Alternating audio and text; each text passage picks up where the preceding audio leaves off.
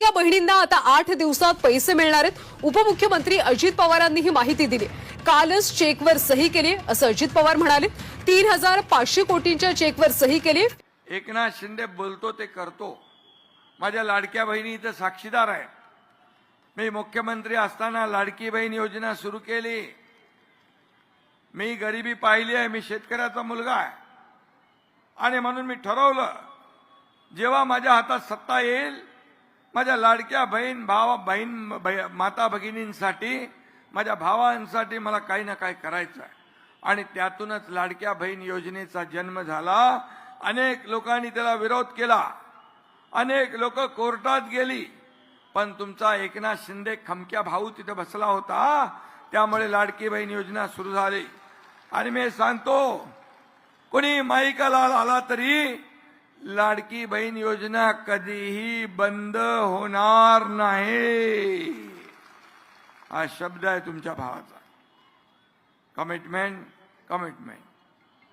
एक बार जो मैंने कमिटमेंट कर दी तो फिर मैं खुद की भी नहीं सुनता।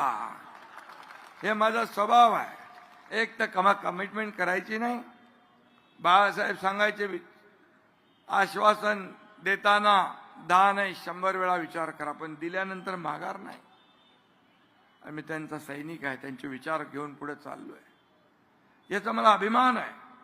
आणि म्हणून त्या लाडक्या बहिणींना बघा आता मान सन्मान मिळाला आहे। त्या आत्मनिर्भर झाल्या, स्वतःच्या सहीने पैसे काढण्याचा अधिकार त्यांना मिळाला आहे। आणखी एक आम्ही निर्णय घेतला। आपलं पहिलं नावाच्या पुढे वडिलांचं नाव होतं, आता आपल्या नावाच्या पुढे पहिलं आईचं नाव, नंतर वडिलांचं नाव। हा देखील ऐतिहासिक निर्णय आपण आपल्या सरकारने घेतला। अनेक निर्णय घेतले। एसटी मध्ये 50% सवलत, मुलींना उच्च शिक्षण मोफत देण्याचा निर्णय, किती निर्णय घेतले, अनेक निर्णय घेतले। शेतकऱ्यांसाठी निर्णय घेतले, व ज्येष्ठांसाठी निर्णय घेतले, युवकांसाठी निर्णय घेतले।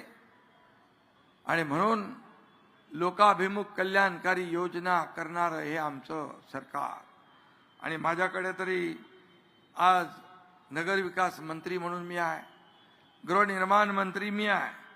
कोणीतरी इथं आश्वासन दिलेलं आहे 500 फुटाच्या घरात खालच्या घरांचं टॅक्स काय कमी करणार म्हणून, माफ करणार म्हणून संकल्प केला। संकल्प काय करायचा मी आपल्याला सांगतो। नगर विकास विभागाच्या अखत्यारीतला तो प्रश्न आहे। गोर गरिबांचं, छोट्या घर मालकांचं, छोट्या घरांचं टॅक्स हा माफ करून टाकू आपण। अरे बघतो करतो वगैरे काय नाही माझ्या डिक्शनरीत शब्द, कारण माझ्याकडे नाही।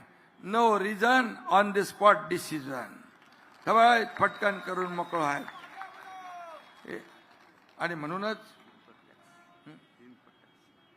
आणि म्हणून मी आपल्याला सांगतो, म्हणून तर महायुती 232 जागा निवडून 232 जागा निवडून आल्या। महाराष्ट्राच्या इतिहासामध्ये कधीच एवढ्या जागा कोणाच्या आल्या नव्हत्या। या माझ्या लाडक्या बहिणी भावांनी सगळ्यांनी मदत केली म्हणून चमत्कार झाला आहे।